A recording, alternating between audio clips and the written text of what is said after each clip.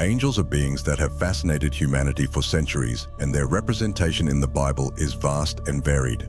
Unlike the common belief that angels are spirits of deceased people, the Bible emphasizes that they belong to a distinct category of beings created by God.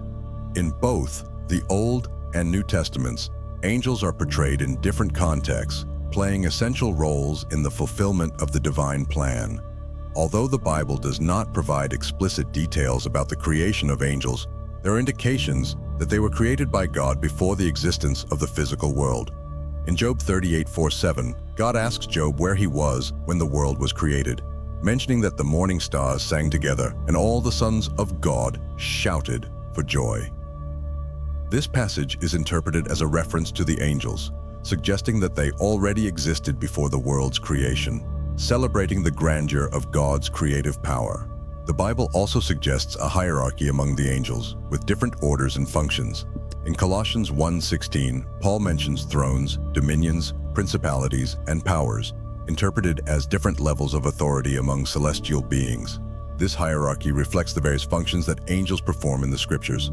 Michael and Gabriel, for instance, are named and have specific missions. Michael is described as an archangel in Jude 1:9, indicating his elevated position in the celestial hierarchy. In addition to Michael and Gabriel, other celestial beings, such as cherubim and seraphim, are also highlighted. The cherubim, for example, appear in Genesis 3:24, guarding the way to the tree of life after Adam and Eve are expelled from Eden. They are often associated with the protection of God's holiness, being described in Ezekiel 1:10 with impressive and enigmatic forms, reflecting the mystery and majesty of the divine presence. The seraphim are mentioned in Isaiah 6:2-3, surrounding God's throne and incessantly proclaiming His holiness.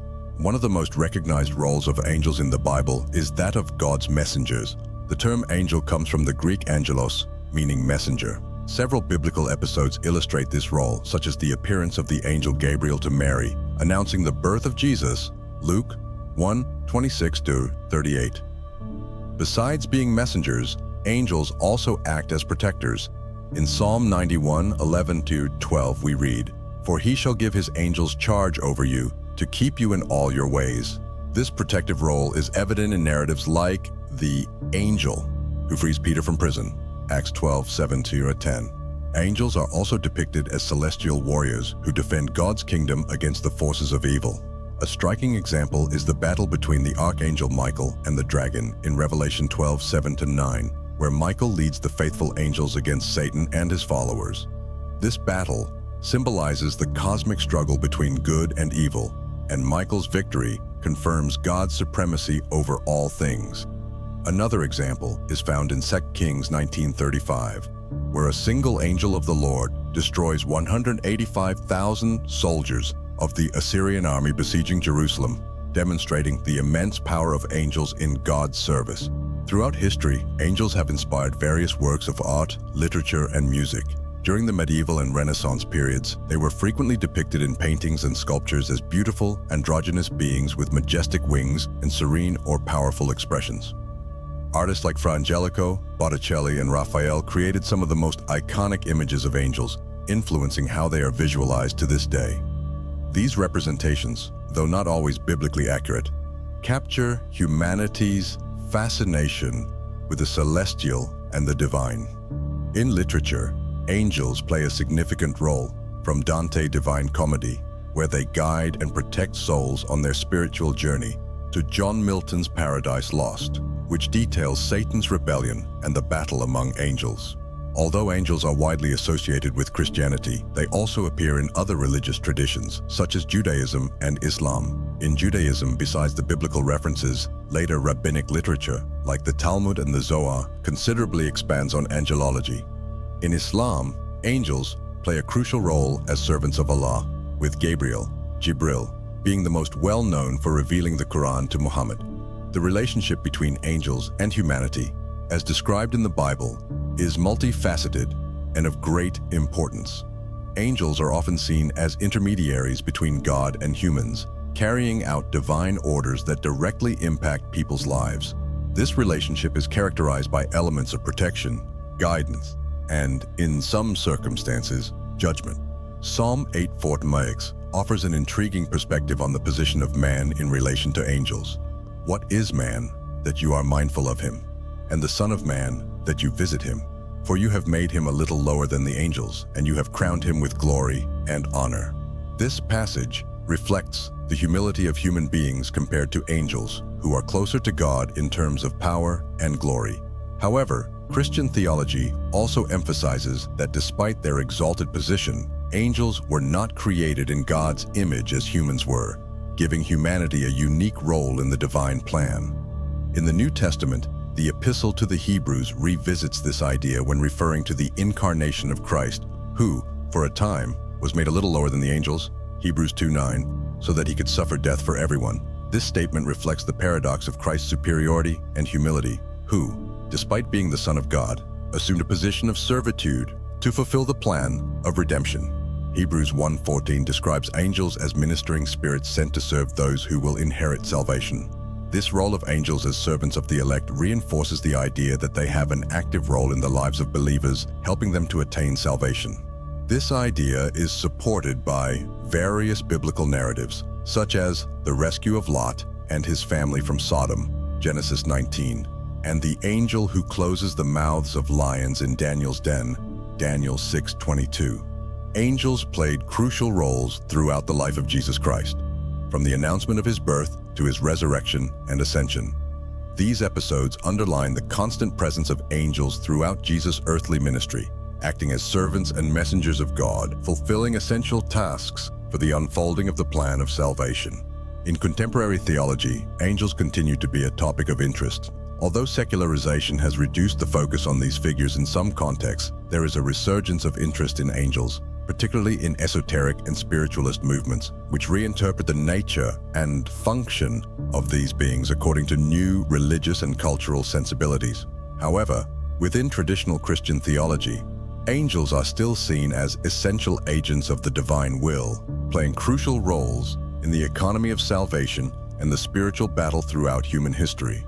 Despite their majesty and power, the Bible clearly states that angels should not be worshipped. In Revelation 22:8-9, the Apostle John attempts to worship the angel who showed him the visions, but the angel rebukes him, saying, "Do not do that. I am a fellow servant of yours and of your brothers, the prophets, and of those who keep the words of this book. Worship God." This warning serves as an important reminder that, although angels are glorious beings, they are ultimately servants of God and should not be confused with God himself. The worship of angels has been condemned by the church since the early centuries of Christianity, being viewed as a form of idolatry. Paul warns against this practice in Colossians 2,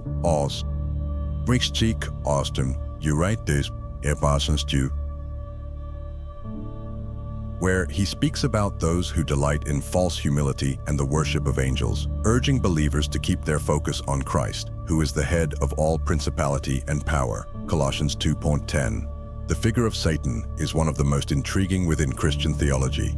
Originally an angel of light, Satan was known for his beauty and wisdom, occupying a prominent position in the celestial hierarchy. The Bible, though not providing extensive details about his origin, gives us enough glimpses to understand the trajectory of this celestial being, who became God's greatest adversary and the enemy of humanity. In the book of Ezekiel, chapter 28, we find one of the most detailed passages about the creation and fall of Satan.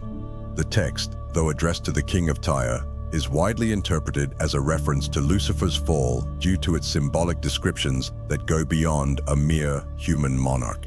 Ezekiel 28:12-15 describes Satan as the seal of perfection, full of wisdom and perfect in beauty, and that he was created as a guardian cherub.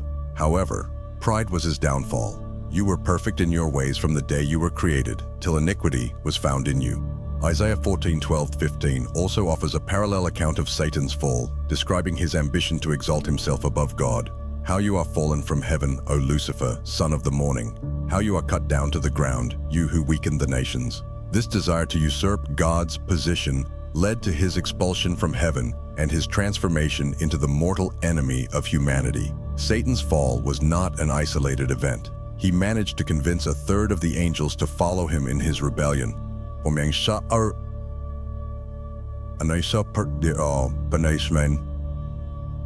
Army of celestial beings who were also expelled from heaven. In Revelation 12:7-9, we read about the great war in heaven. where Michael and his angels fought against the dragon, Satan, and his angels, resulting in Satan's expulsion from heaven. After his fall, Satan assumes the role of tempter and accuser. In Genesis, he appears in the form of a serpent, deceiving Eve and leading Adam to disobey God, resulting in the fall of humanity. Genesis 3. This event, known as the original sin, introduces sin and death into the world. In the book of Job, Satan is portrayed as an accuser before God, questioning Job's faithfulness and asking for permission to test him. Job 1:6-12.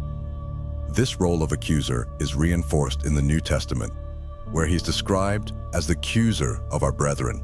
Revelation 12:10, always seeking reasons to condemn humanity before God.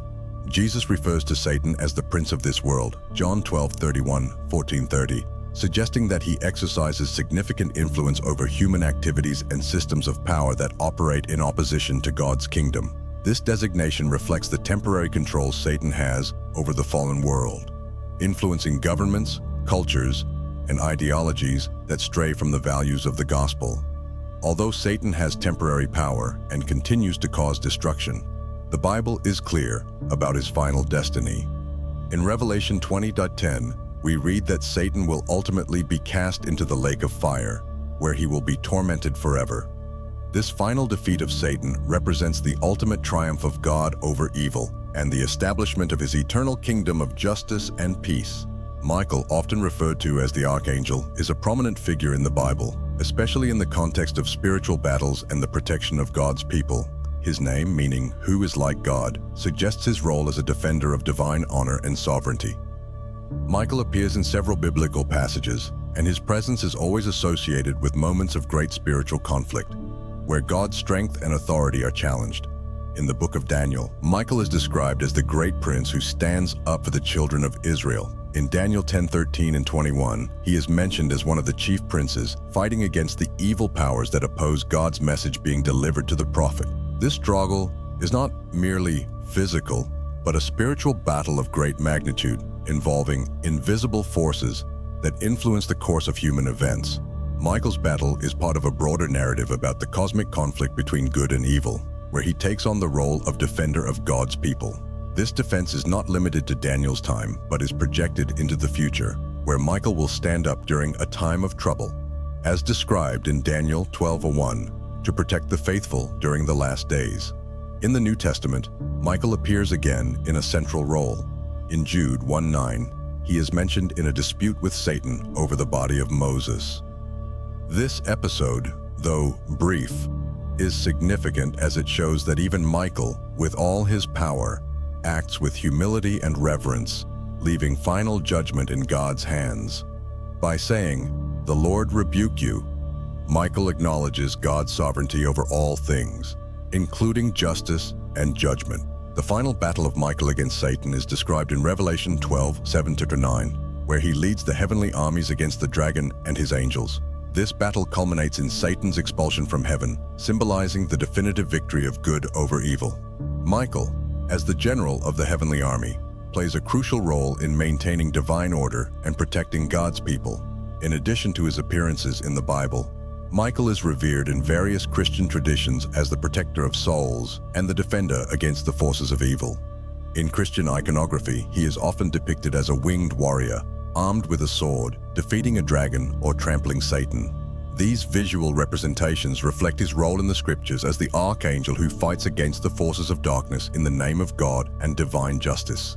Gabriel is another archangel of great importance in the scriptures, known primarily for his role as God's messenger in crucial events in the history of salvation. Unlike Michael, whose mission is more related to battle and protection, Gabriel is the bearer of divine news, entrusted with delivering important revelations to key figures in the Bible. His name means "God is my strength," reflecting his role as the emissary of powerful, divine messages. One of Gabriel's most famous appearances is found in the book of Daniel. In Daniel 8:15-16, Gabriel is sent to explain to the prophet the vision of the ram and the goat, symbols of future empires and events that would affect God's people. In Daniel 9:21-27, he brings the message of the 70 weeks, a prophecy that many theologians interpret as a timeline for the coming of the Messiah and the end times. Another significant moment is the annunciation of the birth of John the Baptist and Jesus Christ. In Luke 1:11-20, Gabriel appears to Zechariah in the temple, announcing that his wife Elizabeth would bear John, the forerunner of the Messiah. 6 months later, Gabriel is sent to Mary to announce that she would conceive by the Holy Spirit and give birth to Jesus, the Son of God. This event, known as the Annunciation, is one of the most celebrated moments in Christianity and places Gabriel at the center of the salvation narrative. Gabriel is also mentioned in apocryphal texts and in Jewish and Islamic traditions. In Islam, for example, Gabriel, or Jibril, is the angel who revealed the Quran to Muhammad, reinforcing his universal role as a bearer of divine revelations. In Christian tradition, Gabriel is often depicted in sacred art as a beautiful and serene angel, carrying a lily, symbolizing purity, or a trumpet, heralding the Last Judgment. These representations emphasize his role as the announcer of good news, but also as the one who prepares humanity for great eschatological events. Gabriel's role goes beyond being a simple messenger. He is one of the pillars of communication between God and humanity. His presence at decisive moments in biblical history highlights the importance of his messages and the impact they had on the course of events. Whether bringing comfort, warnings, or revelations about the future, Gabriel remains a central figure in understanding how God communicates with his people. Abaddon, also known as Apollyon, is an enigmatic figure mentioned in the book of Revelation. His name, which means destruction in Hebrew and destroyer in Greek, gives us a clue about his nature and purpose. Abaddon is described as the angel of the abyss, a being who leads the destructive forces during the period of the Great Tribulation. As narrated in Revelation 9:1-11, he is the leader of the demons who emerge from the abyss to torment humanity, but under God's strict permission. Abaddon's figure appears during the sounding of the fifth trumpet in Revelation. At this moment, a star fallen from heaven, interpreted by many as a reference to a fallen angel, possibly Satan, is given the key to the abyss and releases the demonic beings that were imprisoned there. These beings, described as locusts with the power of scorpions, are led by Abaddon. They are not allowed to kill, but to torment those who do not have the seal of God on their foreheads. This torment is described as so intense that people will seek death, but death will flee from them. Abaddon, as the leader of these demons, is seen as an instrument of God's wrath, used to execute divine justice during the last days. Despite his power and the terrible mission he commands, it is important to note that he, like all other creatures, is subject to God's will. The key to the abyss, which is temporarily given to him, demonstrates that, ultimately, it is God who controls the time and destiny of all things, including evil. Abaddon can only act within the limits that God sets, highlighting divine sovereignty even amid apocalyptic chaos.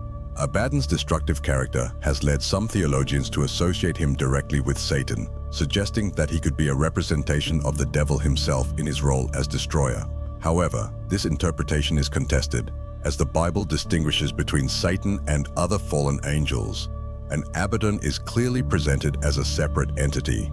It is more likely that he is one of the many fallen angels who became leaders of demonic hosts, each with a specific function within the realm of darkness. The existence of Abaddon also raises questions about the nature of evil and the role it plays in the divine plan. The Bible often portrays evil not as an independent force, but as something under God's control, used to test, purify, and judge. In this sense, Abaddon is not just a destroyer, but also an agent of divine justice, fulfilling a specific role in the judgment of the wicked during the last days. This reminds us that, even amid destruction and suffering, there is a greater purpose unfolding, directed by God's sovereign hand. The figure of Abaddon, with his destructive and apocalyptic aspect, has inspired various representations in literature and popular culture. In John Milton's work, Paradise Lost, Abaddon is one of the fallen angels who follow Satan in his rebellion. In popular culture, Abaddon appears in various forms, from characters in fantasy novels to villains in television series and movies, often personifying extreme evil or imminent apocalypse. Finally, Abaddon's fate, like that of Satan and all the fallen angels, is sealed. At the end of times, after the fulfillment of all apocalyptic events, he will be cast into the lake of fire, where he will be tormented for all eternity. This is the final and definitive defeat of evil, marking the establishment of God's kingdom. Abaddon, who began as a being of destruction, ends as an example of the triumph of God's justice and holiness, which will not allow evil to prevail forever.